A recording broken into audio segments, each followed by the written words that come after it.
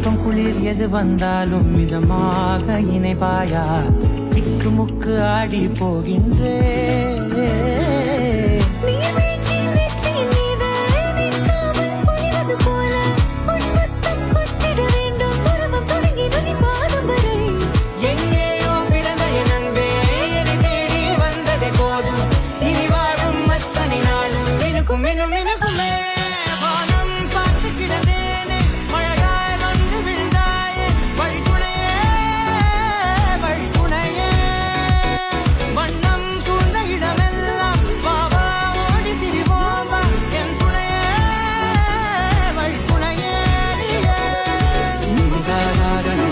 Gari